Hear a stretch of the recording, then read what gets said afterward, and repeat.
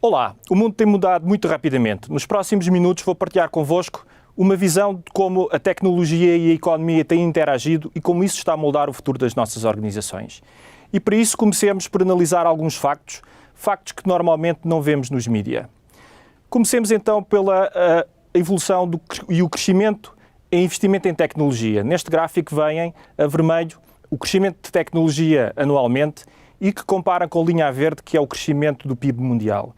O que percebemos efetivamente é que o investimento em tecnologia está a ser muito mais elevado, a um ritmo muito mais elevado do que o crescimento da economia. Isso leva a que a tecnologia tenha um papel mais importante no mundo e está a levar a outra coisa também muito importante, que é a tecnologia está a alterar os hábitos de consumo dos consumidores. E vemos neste gráfico, um gráfico muito recente de maio de 2021, de como o comércio eletrónico nos Estados Unidos representava em 2019 apenas 12% do todo o comércio de retalho e os analistas esperam que em 2025 o comércio eletrónico represente 25% de todo o comércio de retalho. É um crescimento muito significativo, uma alteração muito significativa no padrão do consumo das pessoas e isso está a levar com que algumas empresas se tornem empresas gigantes, empresas com maior tecnologia nos seus processos. E vamos ver um facto também muito relevante. Este gráfico simboliza o crescimento do número de dólares que existem na economia. E o que podemos ver aqui é que desde 2011 até 2021 o governo norte-americano duplicou a quantidade de dinheiro que existe. De facto, em 10 anos se criou tanto dinheiro na economia dos Estados Unidos como nos últimos 240 anos e isto tem um impacto profundo e até vai contra aquilo que é o senso comum. Nós normalmente pensamos que o dinheiro é finito e é transferido entre pessoas ou de organizações por governo ou vice-versa. Mas a realidade não é esta. A realidade é que há cada vez mais dinheiro no mundo, ele está a ser criado e se nós pensarmos bem, podemos eventualmente chegar à conclusão que isto é uma das justificações para que o imobiliário seja cada vez mais caro ou existem hoje em dia carros que provavelmente custam 2 ou 3 milhões de euros, algo que era absolutamente impensável apenas há 10 anos atrás. E como é que este dinheiro é injetado na economia? É injetado nos últimos anos, sobretudo através de estímulos. Este gráfico representa o valor da última decisão política do governo norte-americano que, com um decreto, criou 2,4 trilhões de dólares que foram lançados na economia e um valor que é superior ao PIB de países como o Canadá e o Brasil e é 10 vezes superior ao PIB de Portugal. É impressionante como é que hoje em dia os governos, com uma decisão política, criam mais riqueza do que um país inteiro como Portugal criou nos últimos 10 anos. É completamente transformacional. E o que é que isto está a levar? Está a levar a que o dinheiro e aquelas empresas que têm melhor sabido utilizar a tecnologia cresçam de uma forma muito significativa. A Apple, no segundo trimestre de 2021, apresentou um crescimento de 36%. Reparemos que a Apple é a empresa mais valiosa do mundo e está a crescer uma taxa de 36%. Percebam e tentem pensar no que seriam as vossas entidades se crescessem 36%. É absolutamente fantástico. Isto representa, este crescimento num trimestre, representa o valor do PRR plurianual para Portugal. E não é só a Apple a conseguir este crescimento, outras empresas estão a fazer e hoje em dia já faz sentido começar a comparar empresas com países. Este gráfico representa, compara a capitalização bolsista da Apple em setembro de 2021 com o PIB de países importantes como o Brasil e o Canadá em 2019 para evitarmos a redução do PIB que aconteceu através da pandemia. E percebemos que hoje a Apple vale 20% mais do que o PIB de Itália em 2019. É absolutamente impressionante. E isto tem levado a uns fenómenos interessantes. Deixem-me partilhar convosco uma história sobre a NASA. A NASA há uns anos decidiu deixar de investir em tecnologia espacial e há algo mais de um ano decidiu lançar um concurso para atribuir a 2 empresas o programa de criação de uma base lunar em 2024.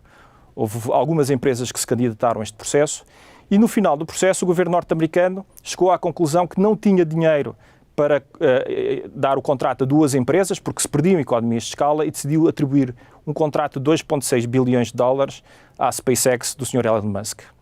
Ora, o concorrente do Sr. Elon Musk era o homem mais rico do mundo, o Jeff Bezos, e Jeff Bezos teve uma atitude e tomou uma iniciativa que era impensável há poucas semanas.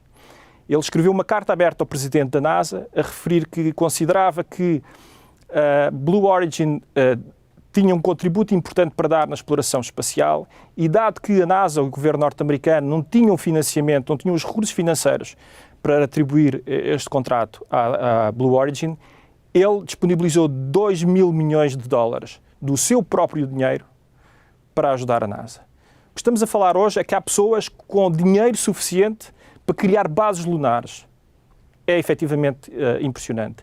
E este mesmo senhor, o Jeff Bezos, está a trabalhar noutras áreas. Esta é a capa do MIT Review muito recente, em que refere que Jeff Bezos criou uma empresa chamada Autos Labs, que está a fazer, segundo eles, está a procurar a vida eterna. Faz engenharia biomédica, investigação, para tentar perpetuar o ser humano. E se achamos que isto é uma excentricidade de uma única pessoa, vamos olhar para esta outra empresa, a Calico. A Calico é uma empresa financiada pelo fundador da Google, juntamente com outras, que já há alguns anos está a fazer exatamente a mesma coisa, a desenvolver a engenharia genética para procurar a imortalidade do homem. Mas não é só aqui que o fundador da Google, uma das pessoas também mais ricas do mundo, está a trabalhar. Foi a ele que o governo norte-americano encomendou um estudo, ele é que está a liderar um estudo de especialistas e que recentemente defendeu junto do governo norte-americano que o governo não deveria impor limites éticos à inteligência artificial, nomeadamente na área da defesa, porque a Rússia e a China não o vão fazer. E, portanto, o que está hoje a formar-se é uma pressão significativa sobre os governos.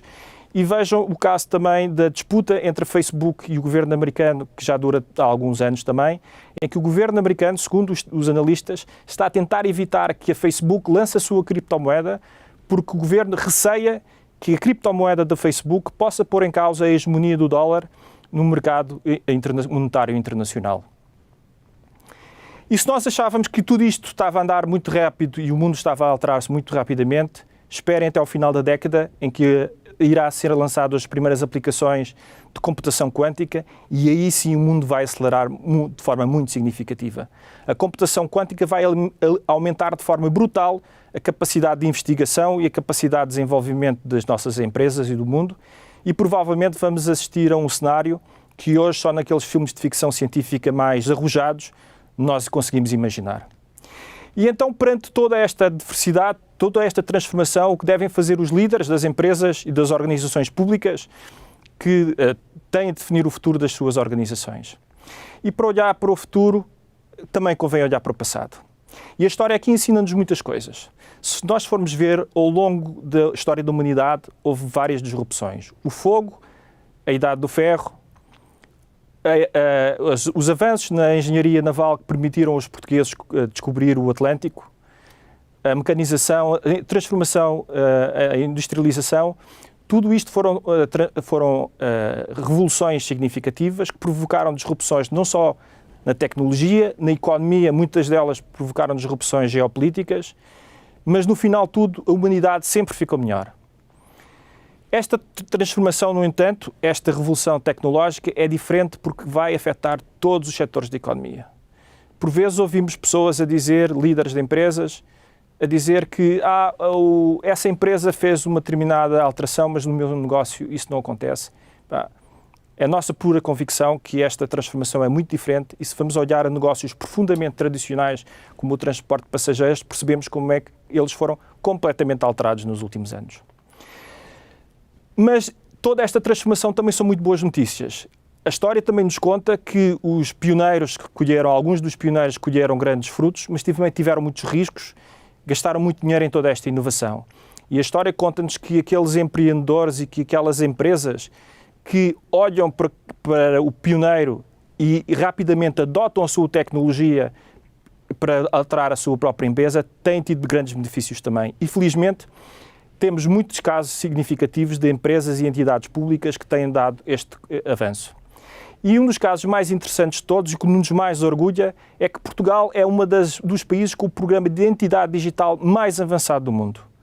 Hoje em dia, os portugueses podem ter o seu cartão de cidadão, o cartão de cidadão militar e outros documentos completamente digitais no seu telemóvel e, portanto, não precisam de andar com eles na rua e conseguem não só interagir com um único código de acesso e com o seu telemóvel, com todos os serviços governamentais, mas também com empresas como seguradoras, empresas elétricas e bancos, sem necessidade de ter várias passwords e vários usernames.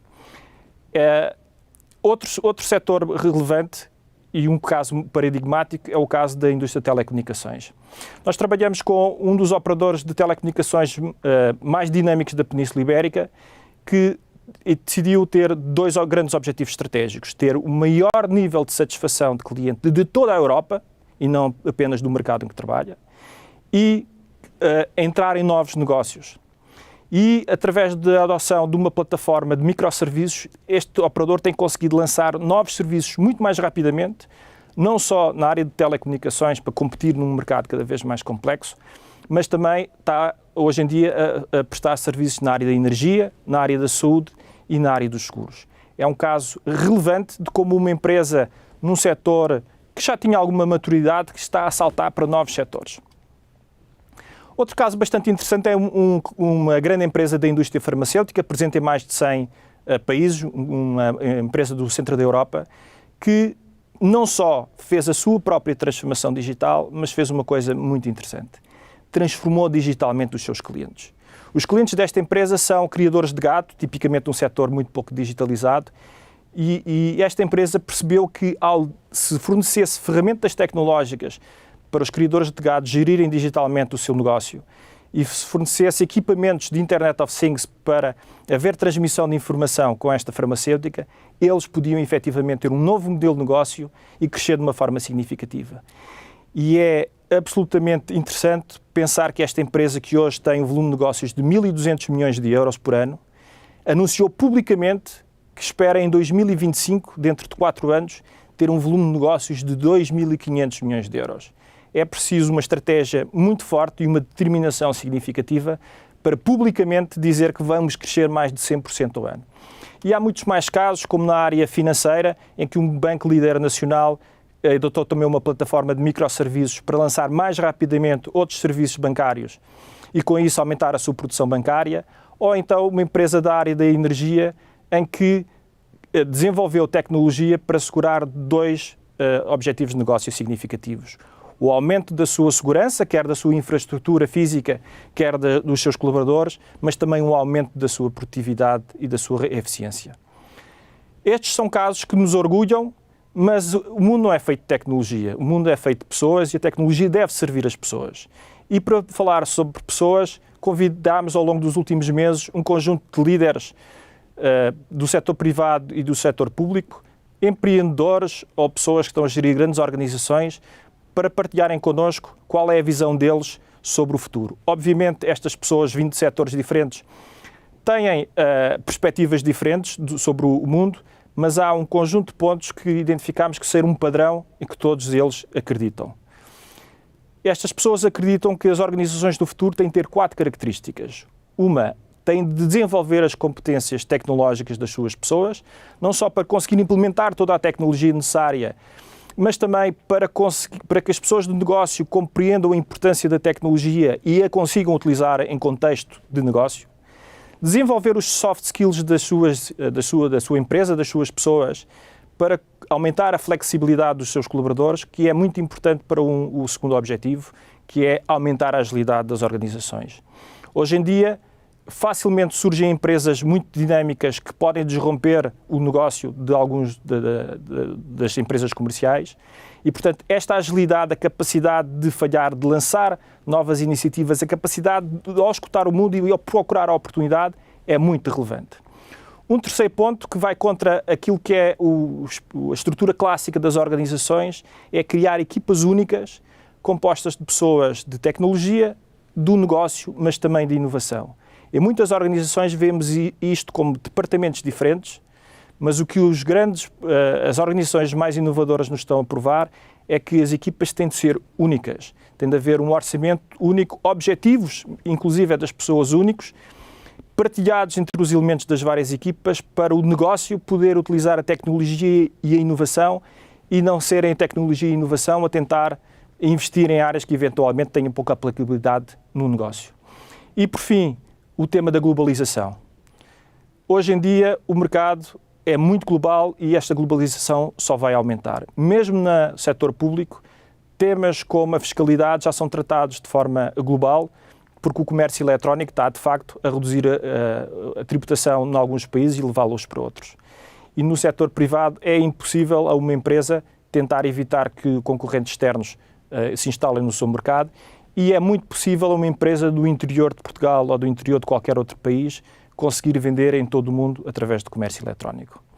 Estas 4 ideias, estes 4 vetores de transformação não são só a nossa ideia. São a profunda convicção de um conjunto de líderes, de pessoas com visão do mundo, pessoas que querem agarrar na tecnologia e transformar as empresas.